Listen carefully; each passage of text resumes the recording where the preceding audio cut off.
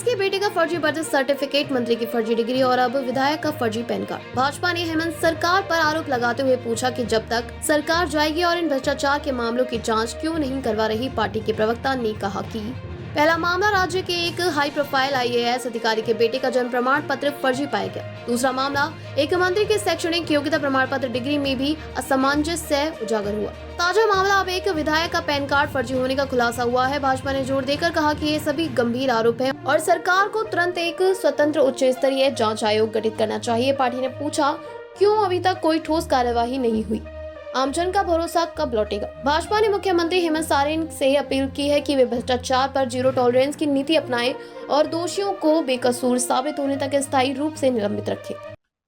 23 जनवरी 2025 इस दिन मैंने भाजपा के मुख्यालय से पार्टी की तरफ से एक प्रेस कॉन्फ्रेंस किया था, जहां पर हमने बताया कि किस तरीके से झारखंड में एक बहुत ही सीनियर आईएएस अधिकारी श्री राजीव रंजन जी ने अपने बेटे के तीन फर्जी बर्थ सर्टिफिकेट बनवाए।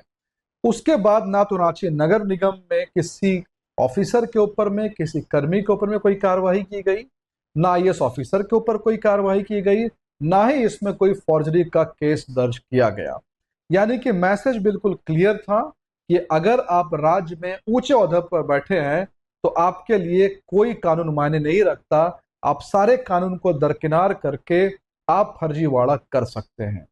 28 अप्रैल 2025 तकरीबन 3 महीने बाद मैंने फिर से एक प्रेस कॉन्फ्रेंस किया था, जिसमें पार्टी की तरफ से हमने ये बताया कि झारखंड के मंत्री श्री हफीजुल अंसारी जी ने किस तरीके से एक फर्जी यूनिवर्सिटी से एक फर्जी पीएचडी की मानक उपाधि को ली। हालांकि मंत्री जी ने अपने सोशल मीडिया से उसको हटा दिया, उस फर्जी यूनिवर्सिटी ने भी मंत्री जी का नाम अपने वेबसाइट से हटा दिया, परंतु उस पर कोई भी कानूनी कार्यवाही जो नहीं हुई।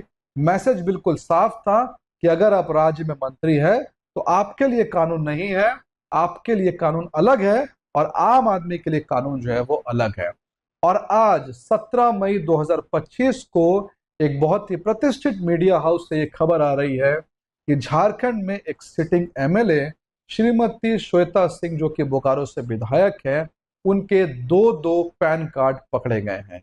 एक पैन कार्ड में पिता का नाम कुछ और है और दूसरे पैन कार्ड में पिता का नाम कुछ और है।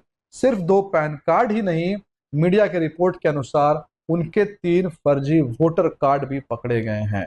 यानी कि राज्य सरकार में आईएएस ऑफिसर हो, मंत्री हो या विधायक हो, इन्होंने फर्जीवाड़ा को एक बड़े स्केल पर अंजाम दिया है और इसका असर सिर्फ यहीं तक नहीं, इसका असर पूरे के पूरे राज्य में पड़ रहा है।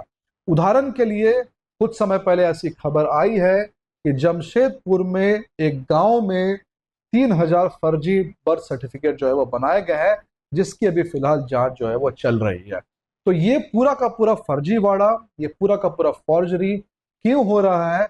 ऐसा इसलिए हो रहा है क्योंकि जब किसी हाई प्रोफाइल आदमी का केस सामने आता है तो सरकार उसमें चुप्पी साध लेती है।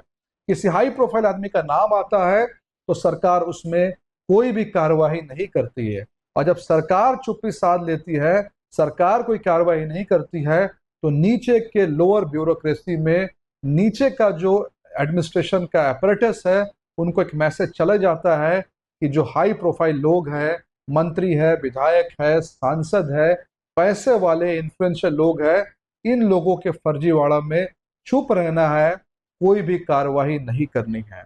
संविधान की बार बार दुहाई देने वाले लोग, संविधान के किताब को हाथ में लेकर के घूमने वाले लोग, संविधान के अनुच्छेद 14 आर्टिकल 14 को भूल जाते हैं, जो कहता है there is equality before law, be you ever so high, the law is always above you. आप चाहे कितने भी ऊपर हो जाए, कानून हमेशा आपके ऊपर रहेगा, ऐसा आर्टिकल 14 का कहना है। लेकिन मजे की बात यह है और अफसोस की भी बात है कि संविधान की दुहाई देने वाले, संविधान का बात बात पे नाम जपने वाले, असल में संविधान को भी एक राजनीतिक टूल के रूप में इस्तेमाल करते हैं और उसके किसी भी आर्टिकल का ग्राउंड में इंप्लीमेंटेशन देना वो नहीं चाहते हैं।